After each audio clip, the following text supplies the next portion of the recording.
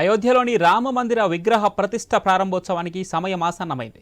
జనవరి 22న మధ్యాహ్నం 12:20 పట్టాభిషేకం జరగనుంది.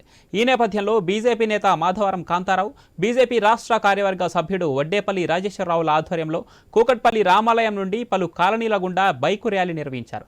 ప్రతి భారతీయుని కల నెరవేరిన వేళ అందరూ పండుగలా జరుపుకోవాలని కోరారు.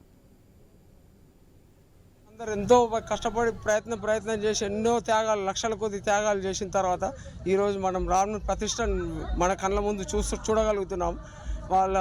మన ఆనందము, మన భాగ్యము.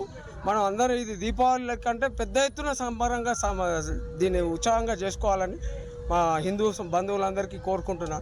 జై శ్రీరామ్. ఇంత దుర్మార్గులు ఆలయాలను పడగొట్టి మాస్కులు కట్టి హిందూ ధర్మాన్ని అనగదొక్కాలని ప్రయత్నం చేసిన వాళ్ళకు ఇది సరైన బుద్ధి. మరి హిందూ ధర్మం అందరినీ, సకల జనులు బాగుండాలి, సర్వే జన సుఖినో భవంతు అని ఏదైతే నానున్నదో దాని ప్రకారం ఈరోజు అందరినీ మెప్పించి ఒప్పించి మరి రామ మందిర నిర్మాణం అత్యంత అద్భుతంగా నిర్మించడం జరిగింది. అంటే అది టోటల్ భారతీయలో ఉన్న హిందువులు అందరూ కూడా కలిసి, హిందువులే కాకుండా సర్వ మతాలు అందరూ కూడా మరి ఈ రోజు దీనికి సహకరించారంటే మోడీ గారి యొక్క గొప్పతనం, మన సాధు సంతుల యొక్క గొప్పతనం, మన చరిత్ర.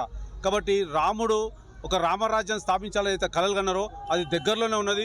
ఆ అదృష్టం మనకు వచ్చింది. మన ముత్తాతలకు 500 సంవత్సరాలు ఎవరికి కలగని అది అదృష్టం మనకు కలుగుతుందని చెప్పి మేము అందరం కూడా సంతోషిస్తున్నాం.